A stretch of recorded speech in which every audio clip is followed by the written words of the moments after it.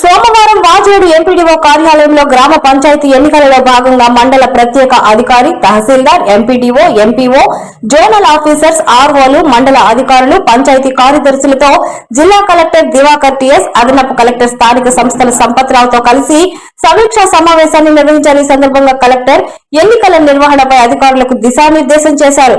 అనంతరం పోలింగ్ సామగ్రిని పరిశీలించారు.